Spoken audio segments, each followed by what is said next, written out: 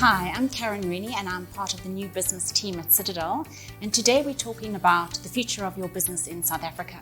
With me is Dr. Adrian Saville, Professor at the Gordon Institute of Business Science and acclaimed economist, Rick Grantham, who's a shareholder and executive at Dear Leaders Africa, and Nishan Govender, who is part of the Citadel Asset Management team. Rick, as you know, you know better than anyone that most business owners have the majority of their wealth tied up in their business, so they're also hugely at risk.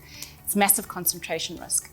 So for business owners wanting to exit their business, why do often these deals fail, and what should they be doing to make sure that they actually get this right? Yeah, I think, Karen, it's mostly that business owners, for some reason, one thing that they've never done it before, so they think it's easy, and they think they can do it like selling a property and work out a price, take a price to market, put a price out there, and try and do a deal. And I can pretty much guarantee in 95% of those cases it fails.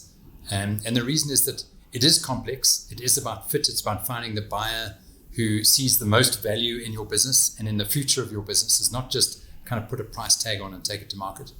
And they're also dealing with buyers who know this game a lot better than they do. So they think, well, I'll put a price on, I'll do a deal. That deal is not a sort of 5-page agreement. It's probably 105 pages of agreement, and there are lots of facets to it. And people just get it wrong. And they enter a process thinking it's going to take them 3 or 4 months. And it gets a year, 15 months, and they think, I don't even know what my deal even looks like. And I'm all this way down this line, and eventually people generally back out of that and they go nowhere with it. And you've really got one opportunity to do this right. You've got one shot. We've actually got a book we call One Shot, because really, and particularly, the trend we're seeing is towards partial sales with ultimate exit. That's a marriage. That's not just a little bit of dating here and there and off you go. It's a real marriage, and you've got to get it right, because chances are you're going into a deal with someone who is more experienced than you, absolutely wants to back you, but you've got to get all the detail right so that you can operate with some freedom, but with the backing of someone who brings a lot of value to you and to your business. Talking about the things that you're seeing in the world of buying and selling businesses, tell us a little bit about the trends and the shifts that you've been seeing in the market. Yeah, I think that, if I think back 5, 6, 7 years ago, we were looking, we felt the best acquirers were typically listed trade acquirers, large private, big listed companies, and they would pay premium and owners could walk away quite quickly. That sector is just so risk averse at the moment.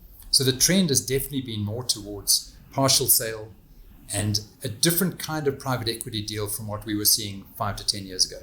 5 to 10 years ago, a private equity deal was, here's a whole lot of cash and we're going to, put the pressure on you to deliver, and ultimately, yes, we'll all sell down the line.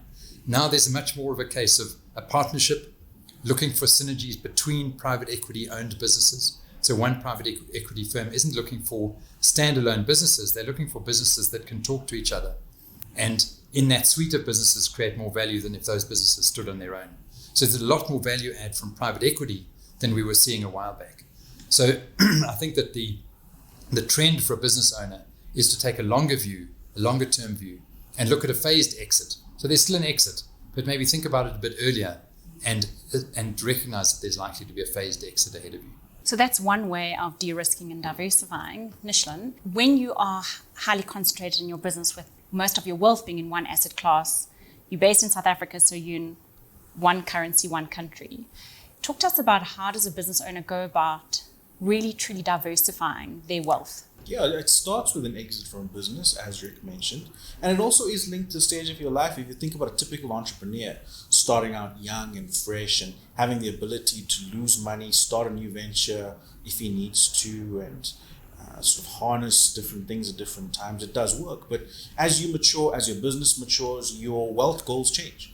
And quite frankly, a mature business owner who has built wealth in a business can't afford then to lose all of that in a very vicious market cycle or a bear market. You have to think about that as you grow older and as your wealth plan changes. And it isn't obvious how a business owner firstly sells his business and then what to do with that injection of cash. A good business owner isn't necessarily going to be a good allocator of capital. My best advice is to seek advice, to go out there and find the best partner that you can to help understand how you're going to structure your finances in the latter part of your life, and understand what your actual investing and wealth management goals are.